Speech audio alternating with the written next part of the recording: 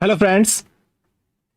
Okay, तो जैसा कि आप सब जानते हैं कि जस्ट 2021 की जो डेट है वो अनाउंस हो चुकी है।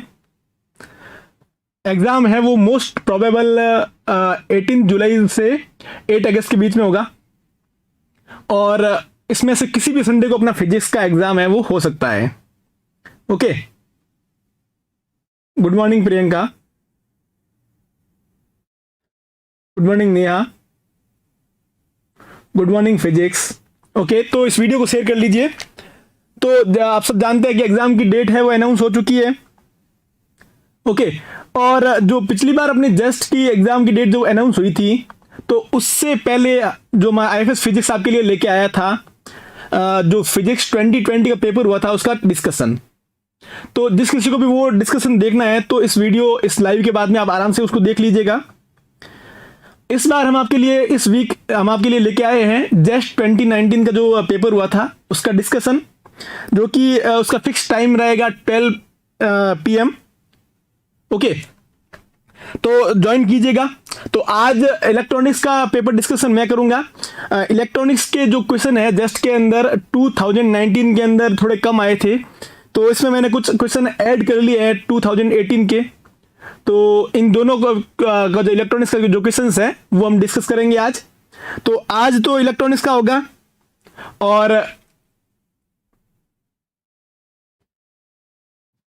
गुड मॉर्निंग स्वाति, देव, अंकिता, अमिता, सुदन स्क्वेर,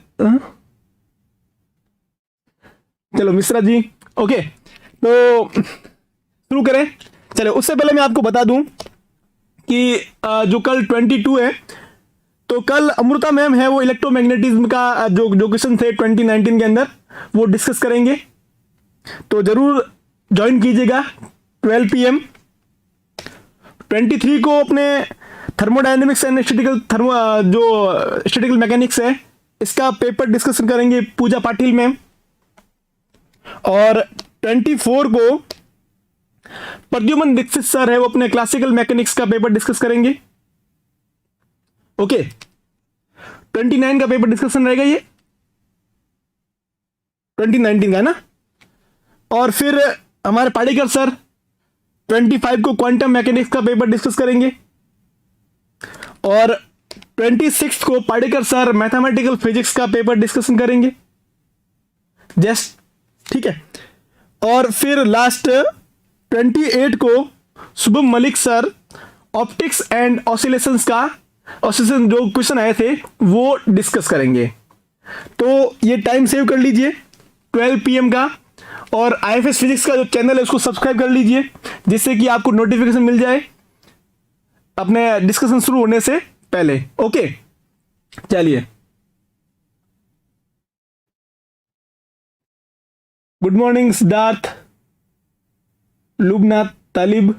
ओके, और एक अनाउंसमेंट ये है कि तमिलनाडु सेट का जो नोटिफिकेशन आ चुका है, अभी फॉर्म ओपन हो चुके हैं जो 7 जून से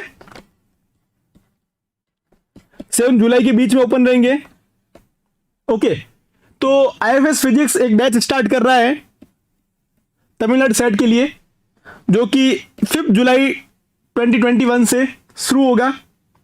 और जो इसकी फ़ी है बहुत नॉमिनल फ़ी है, तो आप जल्दी से एनरोल कीजिए इसके अंदर। इसके अंदर आपको वीकली टेस्ट मिलेगा, उसका टेस्ट डिस्कशन मिलेगा, लाइव लेक्चर्स अवेलेबल होंगे। साथ में आपको अगर आप उस टाइम नई वीडियो देख नहीं पा रहे हो तो आपको अपलोडेड वीडियो मिलेंगे और जो क्लास नोट है उसकी PDF मिलेगी। ओके, और साथ में पर डे हमारा आपके साथ लाइव इंटरेक्शन भी रहेगा। साथ ही साथ आरपीएससी ने भी जो अपने एग्जाम की डेट, असिस्टेंट प्रोफेसर एग्जाम की डेट अनाउंस कर दी है, तो उन सब के लिए हम एक क्रैश कोर्स लेके आए हैं क्योंकि अभी लास्ट मौका है हमारे पास, ठीक है। तो क्रैश कोर्स शुरू हो चुका है पर आप अभी भी इसको ज्वाइन कर सकते हो और इसकी जो फी है बहुत ही कम है 7499। इसके अंदर भी आपको सारे के सारे वीडियोस अवेलेबल रहेंगे और टेस्ट डिस्कशन अवेलेबल रहेगा इसके अंदर, और साथ में हमारा जो लाइव इंटरेक्शन पर वीक चलता रहेगा। तो इसको ज्वाइन कीजिए आप, क्रैश कोर्स है ये।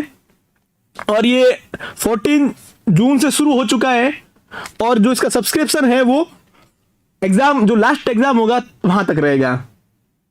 तो जो कोई भी अपने आरपीएससी फिजिक्स की प्रिपरेशन करना चाहता है वो इसको ज्वाइन कीजिए। ओके, और एक बात, जैसा कि आप सब जानते हैं, सीएसआर भी जल्दी अपने नोटिफिकेशन अनाउंस करने वाला है कि कब इसका फॉर्म ओपन होगा, कब इसका एग्जाम होगा। तो अभी आपके पास सफिशिएंट टाइम है सीएसआर नेट की प्रिपरेशन करने का। तो आईएफएस फिजिक्स ने एक और बैच लेकर आया है जो कि 14 जून से शुरू हो चुका है, पर अभी आप इसको एनरोल कर सकते हैं, इसको ज्वाइन कर सकते हो आप। सेम इसके अंदर भी आपको जो लाइव वीडियोज है, अपलोडेड वीडियोज है, और जो क्लास नोट की पीडीएफ है, और वीकली टेस्ट है उसका डिस्कशन सब अवेलेबल होगा इसके अंदर। और हर एक फैकल्टी के साथ में पर वीक आपका लाइव इंटरेक्शन भी रहेगा। ओके, तो ये सब जो खास बातें थी मैंने आपको बताई है। तो जल्दी से जो भी तमिलनाडु सेट है, सीएसआर नेट है या आरपीएससी का बैच ज्वाइन करना चाहता है तो जल्दी से कीजिए। ओके, हाँ बिल्कुल तारिक, हमारे जो सीएसआर का भी क्रैश कोर्स अवेलेबल है, पर अभी जो डेट अनाउंस नहीं हुई है। तो आप क्रैश कोर्स की फिजिकल साइंस का जो अपने रेगुलर कोर्स चल रहा है, बैच स्टार्ट हो चुका है, आप इसको ज्वाइन कीजिए। गुड मॉर्निंग मधु। ओके, चलिए, तो जस्ट 19 के अंदर जो क्वेश्चन आए थे उसके अंदर जो फर्स्ट क्वेश्चन था वो ऑपरेशनल एम्पलीफायर का था। ठीक है, ऑपरेशनल एम्पलीफायर के क्वेश्चन हर एग्जाम में आते हैं, भले वो जेस्ट हो, टिफर हो, आईआईटी जैम हो, सीएसआर नेट हो, गेट हो, किसके मतलब कोई भी एग्जाम हो उसके अंदर ओपीएम का क्वेश्चन तो आएगा ही आएगा। और जो क्वेश्चन है वो ज्यादा टफ भी नहीं आता, बेसिक कंसेप्ट का क्वेश्चन आता है। जैसे कि ये क्वेश्चन देखिए आप, बहुत ज्यादा इजी क्वेश्चन था, इसके अंदर आपको कुछ नहीं करना। हाँ ये जरूर है कि जेस्ट के अंदर है, टिफर के अंदर है, नेट के अंदर है, एग्जाम में जो क्वेश्चन है वो सीधा नहीं आएगा। ऐसा नहीं पूछा जाएगा वहां पे कि जो ये आपको ओपीएम दे दिया है और इसका ये इनपुट है, इसका आउटपुट फाइंड कीजिए। क्वेश्चन के अंदर कुछ ना कुछ ऐड होगा वहां पे, या तो वहां पे कहीं पे सेमीकंडक्टर को ऐड कर लेंगे, कहीं पे वो बीजेटी को ऐड कर लेंगे, या फिर उसके अंदर कुछ कंडीशन दे देंगे कि अगर ऐसा हो तो क्या होगा और वैसा हो क्या होगा। ओके, तो जैसे कि ये इस क्वेश्चन को देखिए आप, इसके अंदर भी बहुत नॉर्मल सी कंडीशन दे रखी है। इन्होंने दो कंडीशन दी है, क्वेश्चन को ध्यान से पढ़िए आप। Analysis the ideal operational amplifier circuit in the figure, which one of the following statement is true about the output voltage V out when terminal C, ये टर्मिनल C है हमारे पास, when terminal C is connected to point A and then point B। पहले ये terminal C है वो point A से connect होगा, उस टाइम इसका आउटपुट क्या होगा, फिर वो पॉइंट B से कनेक्ट होगा, उस टाइम इसका आउटपुट क्या होगा। ये क्वेश्चन था, ठीक है। ओके, तो इसका आंसर क्या होगा आप सबको पता है वैसे।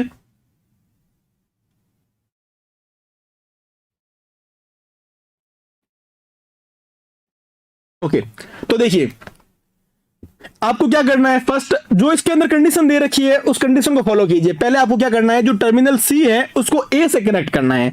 तो ए से कनेक्ट करने के लिए आप क्या करोगे, सर्किट को फिर से देखिए, ड्रॉ कीजिए सर्किट को। यहां पे ये माइनस दे रखा है, ये आर है, और ये फीडबैक दे रखा हमको। ओके, और ये जो आर कनेक्ट है किससे, वी इन से, ये वी इन से हमने कनेक्ट कर लिया है। और इसका जो पॉजिटिव टर्मिनल है वो कनेक्ट है पॉइंट सी से, ये सी टर्मिनल हो गया। अब सी टर्मिनल को हमको कनेक्ट करना है ए से, तो ये मान लेते हमारे पास ए यहां पे है और ये हमने इसको कनेक्ट कर दिया है। अब जो ए है वो किससे कनेक्ट है, वी इनपुट से। ए किससे कनेक्ट है, वी इनपुट से है ना, तो ये देखिए वी इनपुट से कनेक्ट कर लिया। इसके बाद क्या करना है, वर्चुअली कनेक्ट कर लीजिए दोनों टर्मिनल को। मान लेते हैं ये दोनों टर्मिनल वर्चुअली कनेक्ट है, ये ओपैम्प का एक रूल है, ठीक है, कैरेक्टरिस्टिक्स है। तो ये हमने, ये देखो ये कब कनेक्ट होगा, ये कनेक्ट उस टाइम होगा जब नेगेटिव फीडबैक हो, ठीक है। नेगेटिव फीडबैक जब भी आपको दिखे नेगेटिव फीडबैक, उस टाइम आप इन्वर्टिंग और नॉन इन्वर्टिंग टर्मिनल को क्या कर दोगे, वर्चुअली कनेक्ट कर दोगे। ओके, तो यहां पे देखो वी इन है, इसका मतलब यहां वी इन होगा, इसका मतलब यहां वी इन होगा, ठीक है। अब क्या करना है, सेकंड रूल इसका ये है कि जो इनपुट करंट होगी वही आउटपुट करंट, मतलब जो वही फीडबैक करंट होगी। तो यहां पे हम ये मानते हैं कि यहां पे करंट I1 है और यहां पे करंट I2 फ्लो हो रही है, और I1 is equal to I2, I1 is equal to I2। यहां तक समझ में आया? ओके, अब देखिए I1 क्या होगा, यहां पे potential difference divide by resistance. तो यहां पे V इन है और यहां पे भी V इन है, तो ये हमने लिख लिया V in minus V in divide by resistance R is equal to I2। I2 कितना होगा, यहां पे ये V इन है, यहां पे V आउट है, तो V in minus V out divide by R। इस R से ये R कैंसिल आउट हो गया, ये V इन माइनस V इन 0 हो गया, और यहां से हमको ये मिला कि V output is equal to V input. क्या है मतलब V output is equal to V input? Input का मतलब क्या है, वोल्टेज फॉलोवर। तो जब हमने टर्मिनल A को टर्मिनल C से कनेक्ट किया, तो उस टाइम हमको जो आउटपुट मिला वो क्या मिला, V output is equal to V input. ठीक है, यहां तक अपने फर्स्ट कंडीशन पूरी हो गई। सेकंड देखिए, अब उसके बाद अपन को टर्मिनल C को कनेक्ट करना है टर्मिनल B से, टर्मिनल C को टर्मिनल B से कनेक्ट करना है। तो मैं यहां पे इसका सर्किट बनाता हूं। देखिए ये हमारे पास ऑप एम्प है, ये रेजिस्टेंस आ गया, और ये हमारे पास V इनपुट है, ये रेजिस्टेंस है, और V आउटपुट, ये R, यहां पे ये R, ये प्लस, ये टर्मिनल C है। इस टर्मिनल C को कनेक्ट किया है B से करोगे इसका मतलब क्या हो गया, ये कनेक्ट हो गया है ग्राउंड से। किससे कनेक्ट हुआ, ग्राउंड से कनेक्ट हुआ है ना, तो ये हमने कर लिया ग्राउंड से कनेक्ट। वर्चुअली कनेक्ट किया दोनों को, ग्राउंड का मतलब 0 होता है, यहां पे आ गया 0। ओके, अब देखिए I1 is equal to I2 यहां पे अप्लाई करना है, तो ये हमारा I1 है और यहां पे ये I2 है। तो I1 is equal to I2 किया हमने, यहां पे I1 कितना होगा, V in minus 0 divide by R, और I2 क्या होगा, यहां पे 0 है और यहां V आउटपुट है, तो 0 minus V output divide by R। ये R से ये R कैंसिल आउट हो गया, और यहां हमको V आउटपुट मिला माइनस V इनपुट, यही मिला, V output is equal to minus V input मिला। ओके, अब आप ऑप्शन को चेक कीजिए। देखिए क्या ऑप्शन क्या कह रहा है, first V output is equal to V input and V output is equal to minus V input when C is connected to A। ये कह रहा है कि जब C A से कनेक्ट है उस टाइम V आउटपुट क्या है, V इनपुट के इक्वल है, और जब B से कनेक्ट है उस टाइम V आउटपुट है वो माइनस V इन के इक्वल है। तो यहां पे भी देख लीजिए जो क्वेश्चन कह रहा है उसके अकॉर्डिंग हमने ये देखा कि जब C A से कनेक्ट था उस time V output is equal to V input था, और जब टर्मिनल C B से कनेक्ट था उस टाइम हमको जो V आउटपुट मिला वो माइनस V इनपुट के इक्वल मिला। तो ऑप्शन ए यहां पे करेक्ट हो जाएगा। क्वेश्चन ज्यादा टफ नहीं था, बस यहां पे 2 कंडीशन दे दी थी। ओके, चलिए ऑप्शन ए, किरण ने बोला ऑप्शन ए जो कि करेक्ट है। ओके, दिख नहीं रहा है आपको, मतलब बड़ा लिखो थोड़ा सा। अमिता आपको दिख नहीं रहा है या फिर सबको नहीं दिख रहा है?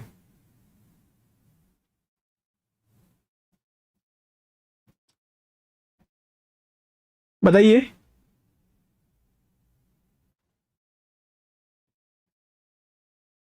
नहीं, जो यहां पे आपने बोला है कि जो रेजिस्टेंस है ए और बी के बीच में उससे कोई इफेक्ट नहीं पड़ेगा। क्यों नहीं पड़ेगा, देखिए हमने क्या किया, जब ए से सी को कनेक्ट किया तो वी इनपुट यहां से आ गया, ठीक है, और सेकंड टाइम हमने क्या किया कि सी से मतलब बी से कनेक्ट कर दिया तो ये ग्राउंड हो गया, तो ये रेजिस्टेंस का कोई मतलब ही नहीं रहा ना।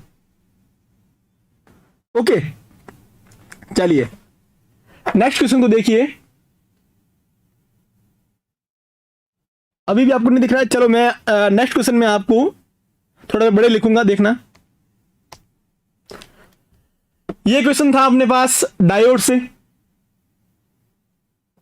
आपको या तो आप ऐसे काम कीजिए, इसका रिजोल्यूशन थोड़ा बढ़ा दीजिए तो आपको आराम से दिखेगा। अमिता, ओके, चलिए नेक्स्ट क्वेश्चन देखिए। The circuit given below is fed by a sinusoidal V voltage V input is equal to V0 sine omega t. यहां पे V0 sine omega T input दिया जा रहा है। अब दिख रहा है आपको? ओके, ठीक है। अब देखिए नेक्स्ट क्या है, assume that the cut in voltage of the diode is 0.7। ये जो डायोड है, अब अगर ये फॉरवर्ड बायस में होगा तो इसका जो कट इन वोल्टेज है वो कितना है? 0.7। अगर 0.7 से कम वोल्टेज इस पे अप्लाई हुआ तो ये यहां से कोई करंट फ्लो नहीं होगी, ना यहां पे वोल्टेज ड्रॉप होगा, ये एक ब्रोकन वायर की तरफ बिहेव करेगा। पर अगर पी साइड में वोल्टेज 0.7 से ज्यादा है तो यहां पे जो वोल्टेज ड्रॉप होगा वो 0.7 के इक्वल होगा। यहां पे अपन एक छोटी सी बैटरी बना देंगे जिसका पोटेंशियल डिफरेंस होगा 0.7। ठीक है, नेक्स्ट देखिए, and V1 is a positive DC voltage smaller than V0। तो ये V1 है जो कि V0, ये V0 है इससे छोटा है। इसका मतलब क्या हुआ? इसका मतलब यहां है जितना भी पोटेंशियल यहां पे होगा उससे यहां कम होगा। इस वजह से ये जो डायोड है वो हमेशा फॉरवर्ड बायस रहेगा। डायोड क्या रहेगा? फॉरवर्ड बायस रहेगा। ओके, फॉरवर्ड बायस रहेगा। अब क्या पूछ रहे हैं next, when which one of the following statement is true about V output. तो हमको यहां पे जो V आउटपुट है, ये V आउटपुट है वो हमको फाइंड करना क्या हो सकता है। ओके, तो V आउटपुट क्या होगा? एक तो जो वोल्टेज ड्रॉप यहां पे हो रहा है वो, और एक वोल्टेज ड्रॉप यहां से लेके यहां पे हो रहा है, इन दोनों का एडिशन है, V आउटपुट के इक्वल होगा। अब वोल्टेज डिवाइडर रूल से हमने ये देखा कि यहां पे जो वोल्टेज ड्रॉप है इसका नाम मैं दे रहा हूं V1 डैश। V1 डैश क्या होगा यहां पे बताइए? बी आंसर दिया है, एक तो फिजिक्स ने बी दिया है और एक निया ने बी दिया है। अभी चेक कर लेते हैं, बताइए। तो यहां पे जो V1 डैश है वो क्या होगा? तो V1 डैश की वैल्यू क्या होगी यहां पे? वो हो जाएगी R2 into V1 upon R1 plus R2। Okay, और V आउटपुट क्या हो जाएगा? V output is equal to हो जाएगा, एक तो वोल्टेज ड्रॉप ये 0.7 plus V1 into R2 upon R1 plus R2। तो ये हमको आउटपुट मिलेगा। ठीक है, जस्ट का एग्जाम है वो, जो उसके मोस्ट प्रोबेबल डेट बताई गई है वो बताई है 18 जुलाई से 8 अगस्त के बीच में एग्जाम किसी भी संडे को हो सकता है। फिक्स अभी डेट नहीं आई है, हो सकता है डेट आ जाएगी अभी थोड़े दिन बाद में, पर अभी ये हमको टाइम दिया है कि इन 20 दिन के अंदर एग्जाम होगा। ओके, चलिए, तो इसका जो आंसर है वो क्या होगा? देखो, positive part of V output is restricted to a maximum voltage of 0.7 plus R2 upon R1 plus R2 into V1। ये था ऑप्शन ए। ऑप्शन बी देखिए, negative part of V output is restricted to a maximum voltage of 0.7 plus R2 upon R1 plus R2। Okay, तो यहां पे देखिए कौन सा part है वो रेस्ट्रिक्ट हो रहा है, बताइए मेरे को। अगर यहां पे जो V इनपुट है वो नेगेटिव आता तो ये फॉरवर्ड ही नहीं होता, यहां से कोई वोल्टेज ड्रॉप ही नहीं होता यहां पे। ठीक है, तो जो इसका आंसर है वो करेक्ट ऑप्शन ए है, क्योंकि यहां पे आउटपुट मिलेगा वो ये मिलेगा और इससे नीचे आने के बाद 0 मिलेगा। ओके, देखिए नेक्स्ट क्वेश्चन देखिए। अब question number 3, A DC voltage of 80 volt is switched on across A circuit containing a resistance of 5 ohm in a series with an inductance of 20 ohm 20 Henry. मतलब यहां पे एक रेजिस्टेंस लगा हुआ है जो कि सीरीज में है, किसके? इंडक्टर के, और रेजिस्टेंस है 5 ओम और इंडक्टर है 20 हेनरी का। What is the rate of change of current at the instant when the current is 12 ampere. हमको यहां पे क्या पूछ रहा है? Rate of change of current कितना होगा जब इसके सर्किट के अंदर से करंट है वो 12 एम्पियर फ्लो होगा। ओके, तो देखिए ये हमारा सर्किट है और यहां पे अपन स्विच एक स्विच लगा देते हैं यहाँ पे। ओके, ये सर्किट है, यहाँ पे हमने जो है 80 वोल्टेज अप्लाई किया है, और ये 5 ओम और ये 20 हेनरी, और इसके अंदर से जो करंट फ्लो हो रहा है वो हो रहा है 12 ampere.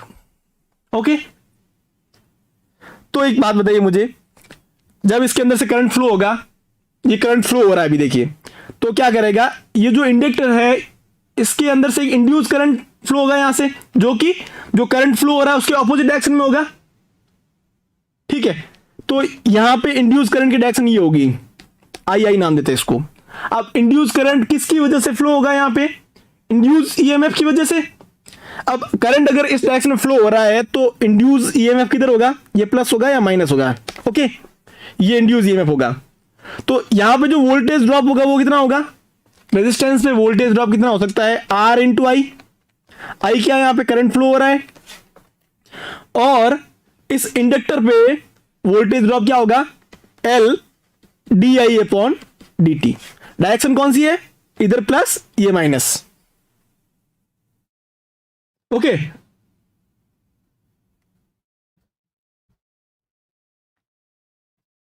Thank you Aftab. Okay, तो सियाराम ने इसका आंसर दिया है बी, और आफ्ताब ने इसका आंसर दिया है बी। चलिए चेक कर लेते हैं। तो इसमें देखिए आप, हमने क्या किया, यहां पे लूप लगाया, केवीएल लगा लिया हमने। ठीक है, यहां से हमने केवीएल लगाया, तो केवीएल क्या कह रहा है, देखिए यहां से शुरू किया हमने, कहां से शुरू किया, 80 से। तो सबसे पहले क्या आया, मैं यहाँ पे देखो, पहले यहाँ पे मैं कोई डिजिट नहीं ले रहा हूं, यहाँ पे सीधे मैं वोल्टेज लूंगा, और यहाँ पे जो रेजिस्टेंस पे जो वोल्टेज ड्रॉप हो रहा है और इंडक्टर पे हो रहा है एक अपन यहाँ पे इक्वेशन बना रहे हैं। ठीक है, तो सबसे पहले यहाँ वोल्टेज V है, और तो यहाँ क्या आएगा, माइनस V। यहां से शुरू है माइनस V, फिर आगे बढ़े हम, इधर आए तो यहाँ आ गया प्लस R इंटू आई, जो कि वोल्टेज ड्रॉप हुआ है रेजिस्टेंस पे, प्लस। अब देखो यहाँ प्लस क्यों आ रहा है, क्योंकि इंड्यूस ईएमएफ का जो मतलब यहां बना है, इंड्यूस ईएमएफ डेवलप हुआ है यहाँ पे, उसका पॉजिटिव है, वो किधर है, जिस डायरेक्शन में करंट फ्लो हो रही है उसी डायरेक्शन में है। देखिए ये प्लस पहले यहां पे आ रहा है, क्योंकि इंड्यूस करंट है वो इस करंट का अपोज करेगी। ठीक है, तो यहां पे plus L d I upon D T is equal to, ये सर्किट पूरा हो गया और ये हो गया जीरो। अब स्विच अपन को ऑन करना था यहां पे। ओके, तो ये हमारे पास बन गई इक्वेशन, और V की वैल्यू कितनी दे रखी है हमको यहां पे, -80, प्लस R की वैल्यू हमारे पास 5 ओम है, इंटू 12 एम्पियर रेजिस्टेंस है, प्लस यहां पे L की वैल्यू दे रखी है 20, और rate of change of current हमको फाइंड करना है, इज इक्वल टू 0 कर दिया हमने। दिख रहा है आपको ये सब। ईशान ने भी इसका ऑप्शन सी बोला है, फिजिक्स ने इसका ऑप्शन बी बोला है। ओके, चलिए, तो अब देखिए क्या आया यहां पे, 20 d I upon D T is equal to 80 को मैंने राइट हैंड साइड भेज दिया, और 5 इंटू 12 होता है 60, इसको भी मैंने राइट हैंड साइड भेज दिया, और ये माइनस का 60 होगा, तो यहां आ गया 20। तो यहां इक्वेशन बन गई 20 rate of change of current is equal to 20। 20 से 20 कैंसिल आउट हो गया, तो यहां बचा 1, तो D I upon D T is equal to क्या मिलेगा, 1 एम्पियर पर सेकेंड। यहां पे जो करंट है वो चेंज हो रहा है, तो इसका करेक्ट आंसर क्या होगा, ऑप्शन बी है यहां पे करेक्ट होगा। ओके, यहां तक किसी को कोई डाउट है? ओके, तो यहां पे सियाराम ने, आफ्ताब ने, ईशान ने, फिजिक्स ने, निया ने, अमित ने, सब ने इसका करेक्ट आंसर दिया है, ऑप्शन बी करेक्ट दिया है। यहां पे बादशाह नंबर 1 ने भी इसका आंसर बी दिया है। ओके, चलिए, तो ये तो थे अपने पास 2019 के जो जेस्ट के क्वेश्चन थे इलेक्ट्रॉनिक्स के वो। अभी हम आ रहे हैं 2018 के अंदर। ओके, तो ये था 2018 का क्वेश्चन था जेस्ट का, अच्छा क्वेश्चन था ये। देखो जेस्ट की एक पता एक चीज ये है कि जेस्ट के अंदर 12th लेवल के क्वेश्चन भी आते हैं। ये जो क्वेश्चन है 12th लेवल का है, जो अभी पीछे मैंने क्वेश्चन करवाया था, ये इलेक्ट्रोमैग्नेटिक इंडक्शन का क्वेश्चन था, ये भी 12th का क्वेश्चन था। ठीक है, और ये भी 12th का है, और शायद इसके नेक्स्ट वाला क्वेश्चन है, हाँ ये 12th का नहीं है, ये मतलब इसको 12th में अपन करते हैं वैसे तो, पर देखिए चलो तो अपने पास ये क्वेश्चन है, इनके इसके अंदर क्या पूछा गया देखिए, ये 2018 का क्वेश्चन है। In the circuit shown below the capacitor is initially uncharged. Capacitor है वो इनिशियली कोई मतलब इसमें चार्ज जीरो है इसका। ओके, ये कैपेसिटर कनेक्ट है बीच में और इस पर कोई चार्ज नहीं है। इमीडिएटली आफ्टर द की के इज क्लोज्ड, जैसे ही ये की के है वो क्लोज होती है, the reading in the ammeter is 27 milliampere. इस अमीटर के अंदर जो करंट शो करता है वो करता है 27 milliampere. What will the reading be a long time later. तो आपको एक कैपेसिटर की कैरेक्टरिस्टिक्स पता होनी चाहिए उसके लिए कि जैसे ही कैपेसिटर के ऊपर अपन कोई पोटेंशियल डिफरेंस अप्लाई करेंगे तो इनिशियली उस कैपेसिटर के अंदर से करंट मैक्सिमम फ्लो होती है और धीरे धीरे जैसे जैसे कैपेसिटर चार्ज होगा वैसे वैसे इसकी करंट जीरो होने लगती है और एक टाइम के बाद में इस कैपेसिटर के अंदर से कोई भी करंट फ्लो नहीं होती है। ठीक है, ये मतलब सर्किट यहाँ पे क्या इनिशियली तो क्या होगा, शॉर्ट सर्किट होगा और आफ्टर लॉन्ग टाइम ये जो सर्किट है वो क्या हो जाएगा, यहां से कैपेसिटर बिल्कुल हट जाएगा, मतलब बिल्कुल ब्रेक हो जाएगा। ओके, तो ये इसके अंदर भी दो कंडीशन दे रखी है। मैंने क्या बोला, क्वेश्चन के अंदर दो कंडीशन आएगी। ठीक है, तो इसके अंदर दो कंडीशन दे रखी है। फर्स्ट कंडीशन अपन क्या करेंगे कि इस कैपेसिटर को इनिशियली जीरो चार्ज, कोई चार्ज नहीं है, उस टाइम यहां पे इस कैपेसिटर को क्या कर देंगे, शॉर्ट कर देंगे। अगर आपको ग्राफ पता हो तो जैसे जैसे चार्ज होता है कैपेसिटर वैसे वैसे करंट है वो ऐसे कम होती है। ठीक है, तो हम क्या करेंगे, फर्स्ट अपने शॉर्ट किया, शॉर्ट करने के बाद में मैं यहाँ पे एक सर्किट डायग्राम बनाऊंगा और उसमें हम क्या करेंगे, करंट पहले हम करंट फाइंड करेंगे जो कि इसका सर्किट के अंदर से यहां से करंट फ्लो होगी आई, वो फाइंड करेंगे। वहां से हम यहाँ पे जो वोल्टेज अप्लाई हो रहा है वो कितना हो रहा है, ये बैटरी कितने वोल्टेज की लगी हुई है वो फाइंड करेंगे। उसके बाद जो सेकंड कंडीशन है उस सेकंड कंडीशन के अकॉर्डिंग अपन इसको यहां से रिमूव कर लेंगे क्योंकि आफ्टर लॉन्ग टाइम कैपेसिटर के अंदर से कोई भी करंट फ्लो नहीं होगी। और वहां पे हम करंट आई को फाइंड करेंगे और आई फाइंड करने के बाद इसके अंदर फिर से I1 को फाइंड करेंगे। ये क्या बोल रहा है कि जब कैपेसिटर है वो फुल्ली चार्ज हो जाता है उसके बाद में ये अमीटर है वो कितनी करंट शो करेगा। ओके, इसके अंदर भी नेगेटिव क्यों है, मैंने क्या बोला, यहां पे अपन को लूप लगाना है, केवीएल लगाना है। ठीक है, तो आपने केवीएल पढ़ा होगा क्लास 12th के अंदर, उसके अंदर आपने ये देखा होगा कि जब लूप लगाते हैं तो बैटरी के पॉजिटिव से बैटरी के नेगेटिव में जाएंगे तो अपन प्लस वी लिखेंगे और रेजिस्टेंस से करंट फ्लो होगी तो हम वहां पे माइनस IR करते हैं। एक लूप लगाने का तरीका यह भी है कि आप एक लूप देख लीजिए और किसी एक बैटरी से शुरू हो जाइए, मतलब आप है ना वहां से चल रहे हो, मान लीजिए आप यहां से चलना शुरू किए, यहां से चलना शुरू किया आपने और सबसे पहले आपने क्या देखा, बैटरी का नेगेटिव। क्या देखा आपने, बैटरी का नेगेटिव, तो आपने पहले नेगेटिव लगा दिया। इसमें ये झंझट नहीं रहती है कि करंट किधर फ्लो हो रहा है, रेजिस्टेंस है तो पहले पॉजिटिव लगेगा या नेगेटिव लगेगा, ऐसा कुछ भी नहीं सोचना है। आगे बढ़े, या रेजिस्टेंस आया अपने प्लस R×I कर लिया, फिर हमने आगे बढ़े और देखा कि ये जो इंडक्टर आया तो इंडक्टर का पहले ये प्लस आएगा क्योंकि करंट के डायरेक्शन ये है और ये माइनस होगा। ठीक है, तो ये हमने प्लस कर दिया और LdI/dt कर दिया, इसलिए अपने यहां पे पहले माइनस लगाया था। ओके,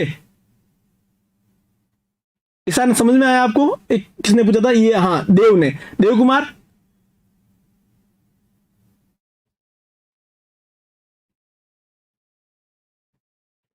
ओके, तो देखिए नेक्स्ट आगे बढ़ते हैं अब। तो हम यहां पे क्या करेंगे, सर्किट बनाऊंगा पहले मैं जिसके अंदर जो कैपेसिटर है उसको शॉर्ट करूंगा। ओके, तो सर्किट ये है, देखिए ये हमारा फर्स्ट हमने क्या किया, देखो इस पॉइंट को मैं A दे रहा हूं, इसको B दे रहा हूं। अब शॉर्ट हो गया, मान लीजिए इनिशियली शॉर्ट है, जो फर्स्ट कंडीशन है इमीडिएट जो अनचार्ज था उस टाइम, तो ये B है तो ये भी B होगा और ये C होगा। तो मैं यहाँ पे ये A लिख रहा हूं, ये B है और ये हमारे पास C है। ओके, तो A से B जाने पे एक रेजिस्टेंस है। ओके, फिर A से यहां पे B है, एक रेजिस्टेंस है। ओके, यहां पे है R, यहां है 4R। फिर B से C गए अपन, तो बीच में एक अमीटर है, अमीटर अपन ने बता दिया, अमीटर में करंट है वो इसमें शो की 27 मिली एम्पियर। तो B से C गए, यहां पे रेजिस्टेंस आ गया और फिर यहां से बी से सी गए तो यहां पे तो था 2R का, और यहां पे रेजिस्टेंस है वो है 3R। ओके, और ये सर्किट ऐसे हो रहा है पूरा, आपको दिख रहा है? ठीक है। ओके, अभी हमको यहां पे ना तो वोल्टेज पता है कितनी वोल्टेज अप्लाई की है, ना हमको ये पता है कि यहां से करंट कितनी फ्लो हो रही है। हम यहां पे ये मान रहे हैं इसको कि देखिए, इसको मैं अभी मान रहा हूं R1 और ये मान रहा हूं R2, ठीक है। और ये यहां पे दे रखा है 27 मिली एम्पियर यहां से करंट फ्लो हुई है, पर हमको ये नहीं पता कि यहां पे जो I है, जो I करंट फ्लो हो रही है वो कितनी है, ठीक है। तो सबसे पहले हम क्या करेंगे यहां पे कि अगर आपको यहां पे करंट का फॉर्मूला याद हो, क्लास 12 के अंदर के 2 ब्रांच है, उस ब्रांच में अगर हमको मेन जो करंट आ रही है वो पता है, तो 2 अलग अलग ब्रांच के अंदर करंट क्या क्या फ्लो होगी वो फॉर्मूला पता है तो ठीक है, वरना मैं आपको बता देता हूं। अगर यहां पे करंट, इसको नाम देता हूं मैं I1 और यहां पे दे रहा हूं I2। तो I1 है, I1 का फॉर्मूला क्या होगा, जैसे I1 करंट यहां फ्लो हो रही है, I1 करंट ऊपर वाली है ना, I1 करंट फ्लो हो रही है तो उसका फॉर्मूला होगा R2, ये R2। जिस ब्रांच में अपन करंट देख रहे हैं उसके दूसरे वाले ब्रांच के अंदर क्या रेजिस्टेंस है, R2 into current I upon R1 plus R2, ये फॉर्मूला हमने अप्लाई किया। तो इससे अपन को क्या मिलेगा पता है, I1 हमको पता है 27 मिली एम्पियर है, तो उससे हमको I मिल जाएगा। क्या मिलेगा? I मिलेगा। कैसे मिलेगा देखिए, 27 milliampere is equal to R2 की वैल्यू है 3R प्लस क्या into I upon R1 plus R2 2R plus 3R, ठीक है। अब देखिए, तो यहां पे I into 3R is equal to क्या हो जाएगा, 27 इंटू 10⁻³ इंटू ये 2R प्लस 3R 5R हो गया, 5R divide by 3R। Okay, यहां तक समझ में आया?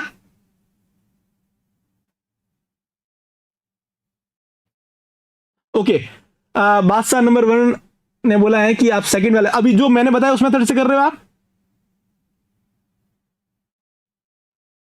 ओके, किरण ने इसका आंसर दिया है 30 मिली एम्पियर।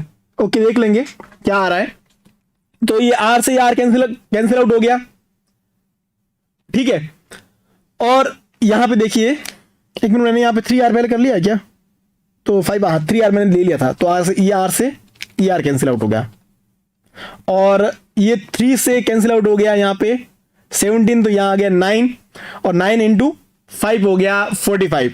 तो I इज इक्वल टू मिल गया हमको यहाँ पे 45 मिली एम्पियर। जो यहाँ पे जो I करंट फ्लो हो रहा है वो हो रहा है 45 मिली एम्पियर, ठीक है। यहां हमको मिल गया है I। अब I मिल गया है, अब हम क्या करेंगे देखिए, ये दोनों क्या है, पैरेलल के अंदर है, और ये दोनों भी पैरेलल में। तो इसका जो इक्विवेलेंट रेजिस्टेंस होगा वो क्या होगा, 4R into R upon 4R plus R मतलब 5R हो गया। तो यहां मिल गया अपन को 4/5 इंटू R, इसका इक्विवेलेंट मिला। इक्विवेलेंट निकालना आता सबको, ठीक है। यहां मिला देखो 2R into 3R upon 2R plus 3R, तो यहां मिला अपन को 6R अपॉन 5, ठीक है। तो इसका नेक्स्ट सर्किट मैं यहां बना रहा हूं।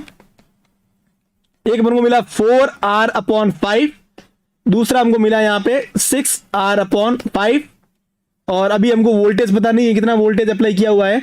एक सेकेंड, यहां पे अपन ने ये था ना, तो माइनस प्लस ये V हो गया, यहां से हमको करंट भी मिल गया है 45 मिली एम्पियर करंट फ्लो हुआ इसके अंदर से। अब ये दोनों सीरीज के अंदर है, तो सीरीज के अंदर क्या होंगे, रेजिस्टेंस दोनों ऐड हो जाएंगे, तो इसका इक्विवेलेंट सर्किट बन जाएगा। यहाँ पे ये R हो गया, ये V हो गया, और यहां मिल गया अपन को देखो 4 + 6 10R अपॉन 5 मतलब यहां हो गया 2R, और ये V हो गया, और यहां मिल गया 45 मिली एम्पियर। तो यहां से अपन V फाइंड कर लेंगे, V is equal to IR होता है, तो यहां V is equal to 2R into 45 milliampere, तो इसको मिल गया 90R इंटू 10⁻³ ये हमको मिला, यहां पे V की वैल्यू मिल गई है 90R इंटू 10⁻³ समझ गए? ओके, अब देखिए, अब हम क्या करेंगे यहां पे, ये कंडीशन फर्स्ट पूरी हुई है, अब क्वेश्चन को पढ़िए फिर से देखिए। अब नेक्स्ट क्या कह रहा है, इमीडिएटली आफ्टर द की के is closed the reading in the ammeter is 27। ठीक है, what will be the reading. अब देखो, मान लो अब कैपेसिटर है वो चार्ज हो गया फुल्ली, कैपेसिटर है वो फुल्ली चार्ज हो गया। चार्ज होने के बाद मैंने क्या बोला, कैपेसिटर के अंदर से कोई भी करंट फ्लो नहीं होगी, वहां पे एक ब्रोकन वायर बन गया, वहां से कोई भी करंट फ्लो नहीं होगी। तो अपना जो सर्किट बनेगा अब वो ऐसे बनेगा, देखिए ये रेजिस्टेंस R, फिर यहां पे आ गया रेजिस्टेंस 2R, और यहां मिल गया अपन को रेजिस्टेंस 4R, और फिर यहां पे रेजिस्टेंस है वो 3R, ये I। ओके, तो ये 3R हो गया ऊपर तो, और नीचे हो गया 7R। 3R और 7R दोनों क्या है, अब मैं यहां पे देखो मिटा रहा हूं इसको, और यहाँ 3R कर रहा हूं या 7R कर रहा हूं। ठीक है, तो ये रेजिस्टेंस आ गया, और यहां कर दिया मैंने 3R, और यहां मैंने कर दिया 7R। दोनों क्या है, पैरेलल के अंदर है। पैरेलल के अंदर क्या होगा, 3R into 7R upon 3R plus 7R। Okay, तो ये सर्किट बनेगा, अब ये हो गया 3R, तो ये 21R अपॉन 10। ठीक है, इसका इक्विवेलेंट हो गया, और यहां पे करंट I फ्लो हो रही है, तो अभी हम I फाइंड कर देंगे यहां पे, ये 19R इंटू 10⁻³ ओके, तो यहां पे I क्या होगा, I इज इक्वल टू हो जाएगा 90R into 10⁻³ divide by 21R upon 10। I मिलेगा यहां पे, तो यहां पे देखिए ये R से R कैंसिल आउट हो गया, ये कैंसिल आउट हो गया, यहां आ गया अपने पास 30 और यहां आ गया 7, ये ऊपर चला गया, तो I की वैल्यू मिली, आपको दिख रहा है क्या, मैं थोड़ा ऊपर लिख लेता हूं, यहां पे I की जो वैल्यू मिलेगी वो मिलेगी 300 मिली एम्पियर अपॉन 7। ये जो I है हमको I मिल गया है। अब हमको नेक्स्ट फाइंड क्या करना है, जो I1 यहां पे अमीटर लगा हुआ था, I1 निकालना है। ओके, तो I1 कैसे निकलेगा, यहां पे I1 का फॉर्मूला वही, कौन सा formula, R2 upon R1 plus R2 into I। तो यहां पे R2 क्या होगा 7R, R1 क्या होगा 3R, तो 7R इंटू I की वैल्यू क्या है 300 into 10⁻³ divide by 7 upon R1 plus R2 7R plus 3R। Correct है, इस 7 से ये 7 कैंसिल आउट हो गया, बचा क्या है I1 is equal to 300 into 10⁻³ upon 10R, ये R था, इस R से ये जो R आएगा ये कैंसिल आउट हो जाएगा, तो आंसर आया I1 is equal to 30 milliampere. 30 milliampere answer आया। क्वेश्चन में क्या पूछा गया था अपन को, आंसर है वो मिली एम्पियर में निकालना था, तो इसका आंसर आएगा वो आएगा 30। ओके, तो 30 किस किसने बोला था, एक तो किरण ने बोला 30 मिली एम्पियर आएगा, तो इसका आंसर है वो किरण ने बिल्कुल करेक्ट बताया 30 मिली एम्पियर। ओके, चलिए नेक्स्ट क्वेश्चन देखते हैं। ये है हमारे पास बीजीटी का क्वेश्चन, बहुत ही सिंपल क्वेश्चन था ये आपने क्लास 12th के अंदर भी इसको किया होगा आराम से। चलिए इस क्वेश्चन को देखते हैं, क्या क्वेश्चन क्या कह रहा है ये, consider the transistor circuit shown in the figure, assume VBQ। VBQ का मतलब यहां पे ये हो गया V, ये B है, ये E है, और इसके बीच में जो वोल्टेज ड्रॉप हो रहा है वो हो रहा है 0.7। ठीक है, VB भी हमको दे रखा है 6 voltage, and the leakage current is negligible. Leakage current इसको अपने यहां पे कर दिया नेग्लिजिबल, जो ICB0 करंट होगी लीकेज करंट वो 0 है। Okay, what is the required value of RB। RB को हमको फाइंड करना है in kilo ohm if the base current is an 4 milliampere. यहां पे जो अगर बेस करंट है वो अगर 4 माइक्रो एम्पियर फ्लो हो रही है, तो हमको RB क्या होगा वो फाइंड करना है। बहुत ही इजी क्वेश्चन है ये, कुछ भी नहीं करना है इसके अंदर, आपको किरचॉफ वोल्टेज लॉ लगाना था और कुछ नहीं। देखो ये लगाया, अब सेकंड जो मैंने अभी बताया आपको उससे करो आप, क्या आएगा पहले -6, यहां से शुरू किया मैंने, यहां से -6 आया, फिर इसके अंदर करंट IB फ्लो हो रही है, तो यहां हो गया प्लस RB इंटू IB की जगह आ गया 4 माइक्रो एम्पियर। आगे बढ़े, यहां पे वोल्टेज ड्रॉप हुआ प्लस माइनस, यहां आ गया 0.7, आगे कुछ नहीं है, सीधा यहां आ गए तो इज इक्वल टू 0। ठीक है, यहां पे सिर्फ और सिर्फ एक लूप लगाना था। ओके, तो अब इसको सॉल्व करेंगे, ये आ गया 6 minus 0.7 is equal to RB into 4 into 10⁻⁻6। ठीक है, अब देखिए ये हो गया 5.3 is equal to RB into 4 into 10⁻⁻6। अब मैं क्या कर रहा हूं, 10⁻⁻6 को इधर भेजा मैंने, तो ये हो गया 5.3 into 10⁻+6 is equal to RB into 4। ठीक है, तो इसको मैं ये लिख सकता हूं क्या, 5300, एक मिनट, 530 इंटू 10⁻, ये अगर मैं यहां 0 लगाऊंगा तो ये आ जाएगा, हाँ, into 10⁻3 upon 4 is equal to RB।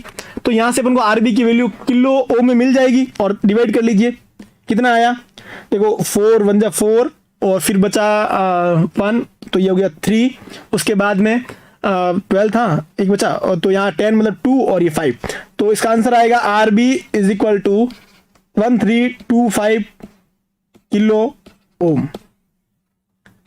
बहुत ही ज्यादा सिंपल क्वेश्चन था ये, और इसका आंसर क्या आएगा, 1325 किलो ओम। ओके, चलिए आगे बढ़े। तो देखिए नेक्स्ट क्वेश्चन है एक, जो कि किससे, देखिए ओके, ये हमारे पास सेमीकंडक्टर से क्वेश्चन आया था। ये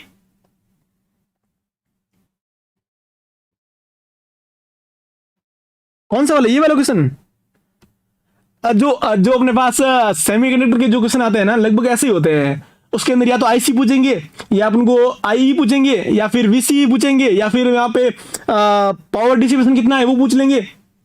जो अपने बीजेटी का क्वेश्चन है वो लगभग सब इसी मेथड से सॉल्व होते हैं। यहाँ पे अगर आईसी पूछ लेता तो भी पहले अपन को आईबी निकालना पड़ता, आईबी निकालते, आईबी के बाद अपन आईसी निकालते। ये क्वेश्चन नहीं था वो, इस टाइप का क्वेश्चन होगा कोई। मैं आपको बोल रहा हूं ना कि जो जेस्ट हो या टीफर हो, नेट हो, आईआईटी जैम हो, या फिर गेट का एग्जाम हो, सब एग्जाम के अंदर 3 या 4 क्वेश्चन फिक्स होते हैं, जो कि एक ओपीएम से होगा, एक बीजीटी से होगा, और अगर जेस्ट टीफर का एग्जाम है तो एक हो जाएगा अपने क्लास 12 लेवल का, अगर नेट का एग्जाम है तो वहां पे एक डिजिटल का क्वेश्चन हो जाएगा, या फिर वहां पे पूछ लेंगे अपने पास रजिस्टर और काउंटर से। ठीक है, या फिर मल्टीप्लेक्सर से क्वेश्चन पूछ लेगा। इलेक्ट्रॉनिक्स के क्वेश्चन है वो फिक्स है, कहां से आने वाले हैं सब पता होता है, बस ये एक क्वेश्चन का लेवल किस टाइप का होगा, क्या उसके अंदर फाइंड करना अपन को, और वहां पे अपन क्वेश्चन को किस टाइप से ले रहे हैं, क्या क्वेश्चन कह रहा है उसको समझना जरूरी है बस। ओके, चलिए नेक्स्ट क्वेश्चन देखिए। ये है अपने पास डायोड से क्वेश्चन, क्या कह रहा है, a germanium diode is operated at a temperature of 27 degree centigrade. ये अपने पास रूम टेम्परेचर है। इसके लिए आपको एक फॉर्मूला याद रखना होगा, और रूम टेम्परेचर के लिए जो यहाँ पे वीटी की वैल्यू होगी, थर्मल वोल्टेज की वैल्यू होगी, वो फिक्स होती है 26 मिली एम्पियर। तो ठीक है, आगे देखिए, the diode terminal voltage is 0.3 when the forward current is 10 milliampere. What is the forward current in milliampere if the terminal voltage is 0.4। Question वैसे इजी है, बस इसके अंदर थोड़ा सा फॉर्मूला याद रखना है। फॉर्मूला आपको पता होगा, जब भी डायोड की बात आती है तो जो डायोड के अंदर से करंट फ्लो होती है वो होती है ID is equal to I0 e raise to power VD upon eta VT minus 1। जहां पे I0 है लीकेज करंट, और VD है जो अपने वहां पे वोल्टेज अप्लाई कर रहे हैं। ठीक है, और VT क्या है, यहाँ पे VT यहाँ पे है, सॉरी VT डायोड वोल्टेज है, और VT यहाँ पे है थर्मल वोल्टेज, जो कि टेम्परेचर की वजह से है। ठीक है, और यहाँ पे जो ईटा है वो क्या है, रिकॉम्बिनेशन फैक्टर। रिकॉम्बिनेशन फैक्टर का मतलब ये है कि जो इलेक्ट्रॉन और होल है उसका रिकॉम्बिनेशन फैक्टर कितना है, तो हमेशा 1 ही होगा। एक इलेक्ट्रॉन एक होल को ही ऑक्यूपाई कर पाएगा और किसी को नहीं। तो यहाँ पे ईटा की वैल्यू 1, ईटा की वैल्यू 1 होगी। VT की वैल्यू यहाँ पे आप याद रखना होती है 26 मिली एम्पियर रूम टेम्परेचर के लिए, वरना इसका फॉर्मूला है KT अपॉन इलेक्ट्रॉन E है, तो उससे भी आप निकाल सकते हो। T यहाँ पे केल्विन के अंदर आएगा, यहाँ पे K Boltzmann constant into T upon E, तो उससे आप VT की वैल्यू निकाल सकते हो, जो कि क्या आएगी 26 मिली एम्पियर। अब अपन क्वेश्चन को यहाँ पे देखते हैं। यहाँ पे क्या करता हूं, इस I को I1 करता हूं, I1 is equal to I0, और यहाँ पे जो I0 लीकेज करंट है उसको मैं यहाँ पे नेग्लिजिबल मान रहा हूं अभी, ठीक है।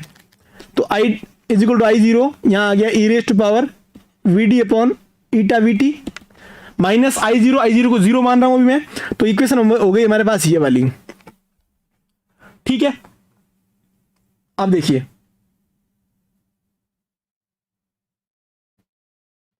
हाँ हाँ बिल्कुल, चलिए। तो यहां मैंने लिखा ID1 is equal to I0 e raise to power VD कितना है initially 0.3 divide by 1 into VT की वैल्यू मैं बोल रहा हूं 26 इंटू 10 रेज टू पावर -3, ठीक है। ये हो गई इक्वेशन नंबर 1, ठीक है। अब देखिए नेक्स्ट क्या है, ID2 का बोल रहा है व्हाट इज द फॉरवर्ड, जब यहां पे वोल्टेज 0.4 है VD की वैल्यू, उस टाइम यहां पे ये पूछ रहा है ID2 की वैल्यू क्या होगी।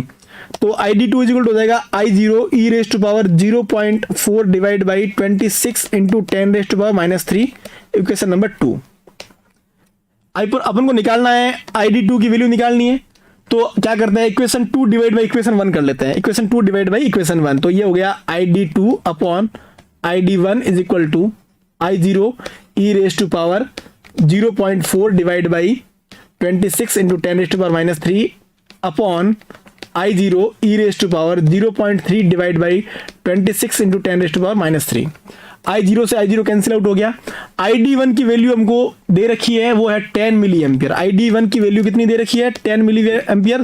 तो ID2 is equal to 10 into 10 raise to power -3, और यहां पे मैं क्या कर रहा हूं, e raise to power 0.4 minus 0.3 divide by 26 into 10 raise to power -3, ऐसा लिख सकता हूं, लिख सकते हैं ना इसको।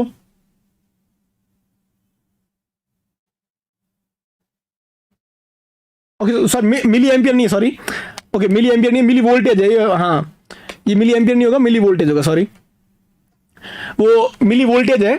ओके तो यहां पे अब देखिए ID2 इज इक्वल टू क्या होगा, 10 into 10 raise to power -3 e raise to power 0.1 upon 26। अब यहां पे जो 10 रेज टू पावर -3 को मैंने ऊपर भेज दिया, तो ये हो गया 10 रेज टू पावर +3। तो यहां आ गया ID2 is equal to 10 into 10 raise to power -3 into ये हो गया 100 डिवाइड बाई 26, 100 डिवाइड बाई 26 क्या। तो यहां पे देखिए, या तो आपको ई की वैल्यू निकालनी आनी चाहिए, या फिर क्वेश्चन के अंदर अपन को ई की वैल्यू नियरली अबाउट दे रखी होती है, मतलब पेपर के अंदर कई बार ई की अपने लॉ की टेबल, ई की टेबल कई बार एग्जाम में देते हैं, कई बार नहीं देते हैं, ठीक है।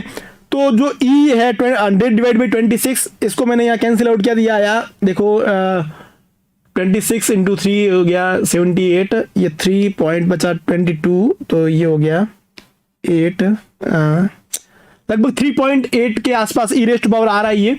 तो यहाँ ID2 है, ई रेज टू पावर 3.8 की वैल्यू आपको निकालना आना चाहिए, या फिर एग्जाम में जो पेपर है उसके अंदर दे रखी होगी।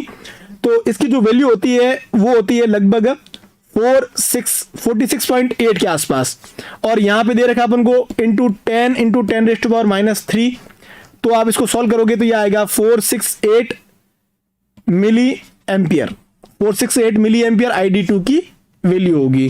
तो ऑप्शन के अंदर देखिए 477 इसके नियरली वैल्यू है, क्योंकि ई रेज टू पावर जो अब मैंने यहाँ पे लिखा है 3.82, इसके आगे बहुत लंबी टर्म है 3.82 ऐसा कुछ करके है, तो उसमें जो ई की वैल्यू आएगी वो नियरली इक्वल टू आएगी ये 47.32 के आसपास।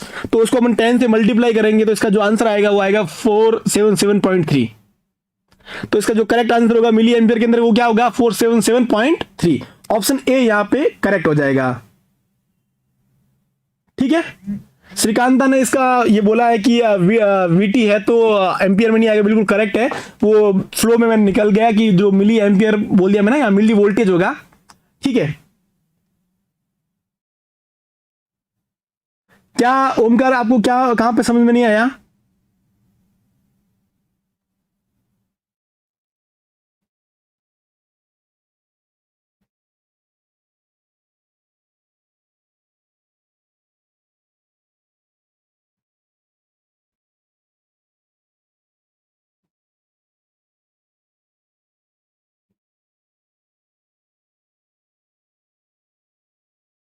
बिल्कुल पीएचडी करनी तो कंपलसरी मतलब जरूरी है, क्योंकि अभी जो नया रूल आया है यूजीसी का, उसके अंदर क्या बोला गया है कि जून 2021 के बाद में अगर असिस्टेंट प्रोफेसर की कोई भी वैकेंसी आई यूनिवर्सिटी के अंदर, तो आपके पास पीएचडी प्लस नेट होना कंपलसरी है। अगर आपके पास पीएचडी नहीं है, आपके पास नेट है, तो आप वहां उसके लिए एलिजिबल नहीं हो। आपके पास पीएचडी होनी कंपलसरी है यूनिवर्सिटी में। अगर आपको लगना है तो आपके पास पीएचडी होनी चाहिए।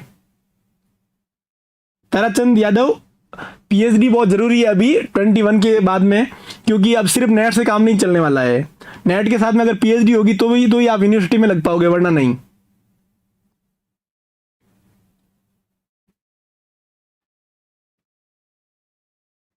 मुझे आंसर कैसे आया, समझा नहीं मैं क्या कह रहे हो आप।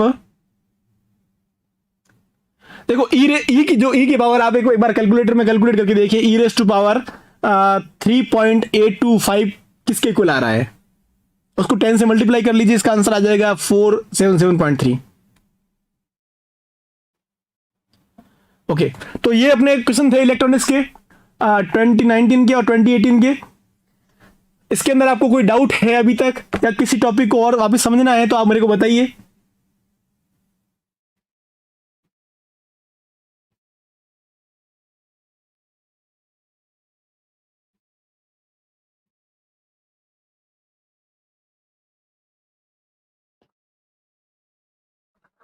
देखो मैंने आपको बस ये क्वालिफिकेशन का बताया मैंने, कि अगर आपको असिस्टेंट प्रोफेसर लगना है तो आपको पीएचडी है आपके लिए कंपलसरी रहेगी, वरना आप देखो, क्योंकि सारे पीएचडी करने वाले असिस्टेंट प्रोफेसर तो नहीं बन सकते ना, है ना।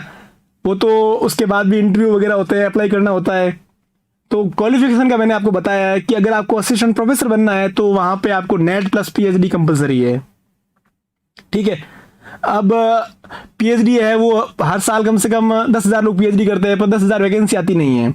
वो एलिजिबल है, कोई भी यूनिवर्सिटी की वैकेंसी के लिए वो एलिजिबल है, आपकी जो फ्रेंड है वो।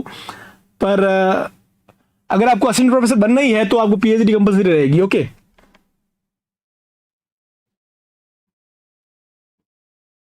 नहीं, वीटी की वैल्यू है, वीटी इज इक्वल टू आता है केटी अपॉन ई, केटी अपॉन ई। वैसे आप रूम टेम्परेचर के लिए फिक्स मान सकते हो उसको, 26 मिली एम्पियर लगभग क्वेश्चन के अंदर है, वो 26 मिली एम्पियर करना है आपको। वीटी मिली एम्पियर नहीं, मिली वोल्टेज, 26 मिली वोल्टेज रखना है आपको। अगर वीटी है, अगर आपको कुछ बोले नहीं, रूम टेम्परेचर की बात कर ले, 27 डिग्री सेंटीग्रेड की बात कर ले, 300 केल्विन की बात करे, या फिर कुछ भी नहीं बोले, तो आपको यहाँ पे वीटी की वैल्यू 26 मिली वोल्टेज ही रखनी है।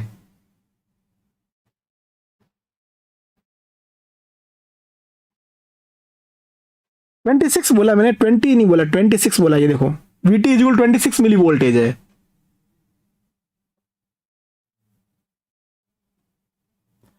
नेट करने का फायदा कैसे नहीं है। नेट अगर आप देखो, पीएचडी आप करोगे, उसके बाद कहीं इंटरव्यू होगा, तो वहां पे नेट के भी नंबर है ना, नेट जीआरएफ है अगर आपके, तो आपके इंटरव्यू में 7 नंबर ऐड होंगे। ठीक है। और दो, अगर मान लीजिए एक सीट है, 2 कैंडिडेट है, एक के पास नेट प्लस पीएचडी है, एक के पास सिर्फ नेट है, सिर्फ पीएचडी है, तो फिर किसका सिलेक्शन होगा वहां पे, जिसके पास नेट प्लस पीएचडी है। नेट की वैल्यू तो है ही ना, विदाउट नेट तो आप पीएचडी भी नहीं कर सकते कोई अच्छे इंस्टीट्यूट से। अगर आपको आईआईटी से या फिर कहीं से अगर आपको पीएचडी करनी है, तो आपके पास नेट कंपलसरी है, नेट होनी जरूरी है। अगर नेट नहीं होगी तो आप पीएचडी नहीं कर पाओगे।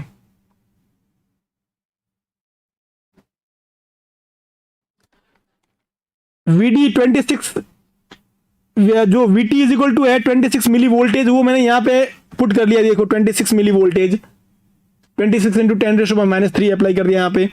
और एक बार मैंने जो क्वेश्चन में दे रखा था, देखो 0.3 यहाँ पे पुट किया मैंने।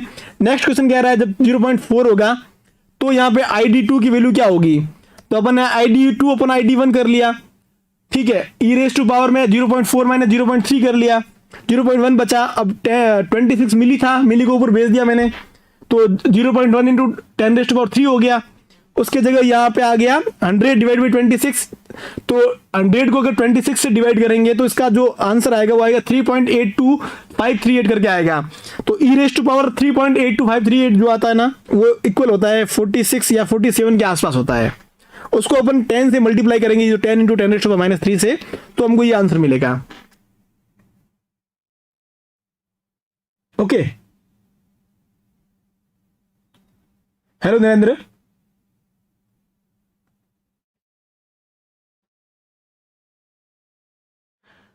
नेट के बाद जॉब के लिए जा सकते हो आप। अगर कोई कॉलेज के अंदर असिस्टेंट प्रोफेसर की वैकेंसी आई हो, जैसे आरपीएससी, यूपीएससी, उस जो एग्जाम करवाते हैं उसके अंदर आपको net qualify plus net plus MSc चाहिए होती है। यूनिवर्सिटी में net plus MSc plus PhD चाहिए होती है।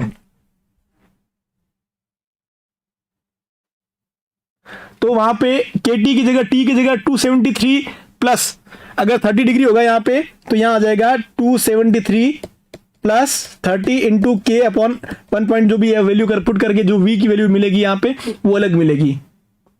27 मिली वोल्टेज के आसपास मिलेगा फिर यहाँ पे।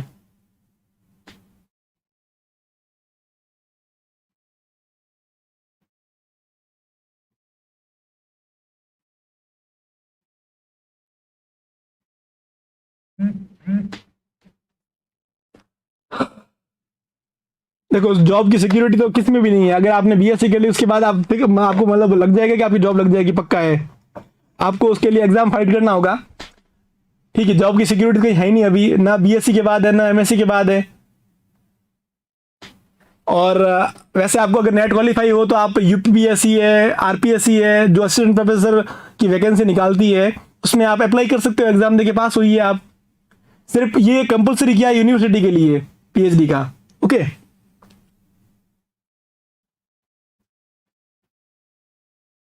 ये 1 है वो रिकॉम्बिनेशन फैक्टर है। ये जो ईटा की वैल्यू, ईटा है ना, उसकी वैल्यू 1 रखी मैंने यहाँ पे, क्योंकि रिकॉम्बिनेशन फैक्टर मतलब यहाँ पे ये इलेक्ट्रॉन अगर होल के अंदर गिरेगा तो रिकॉम्बिनेशन होगा, वो 1 1 का ही होगा। रेशियो क्या होगा उसका?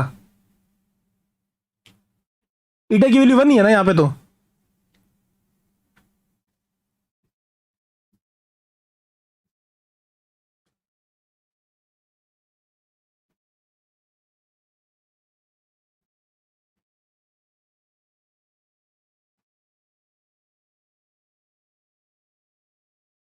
ताराचंद, अगर आपने ये डिसीजन लिया तो किसी से पूछ के लिया होगा और आपको सही लगा होगा तभी आपने लिया होगा ये।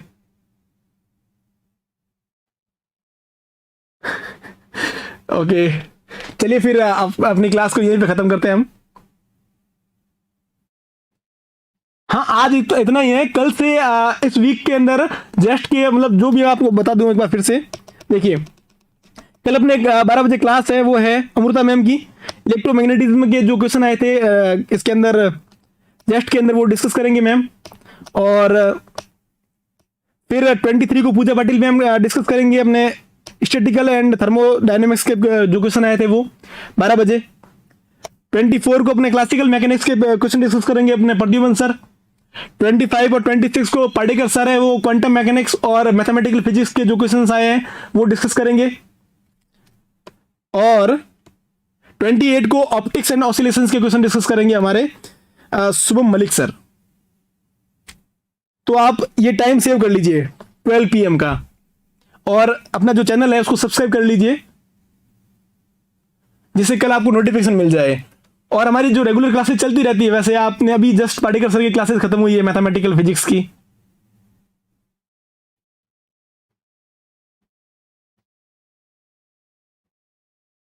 हाँ, मेरे लेक्चर में इतना ही है, ये अपलोडेड रहेगा।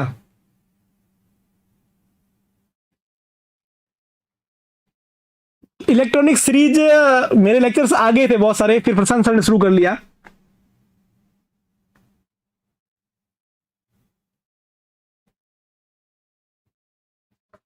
ओके, तो इस क्लास को भी यहीं पे खत्म करें। तो हमारे चैनल को आप सब्सक्राइब कर लीजिए।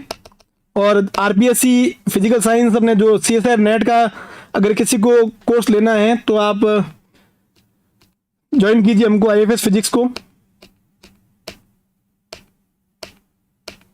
ओके, हाँ, एमएससी एंट्रेंस की क्लासेस भी होती है हमारे।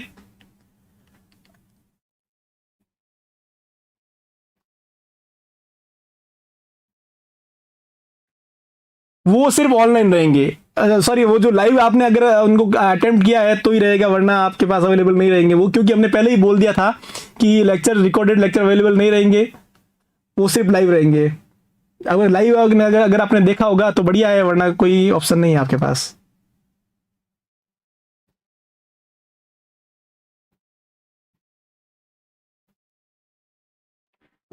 Okay, thank you.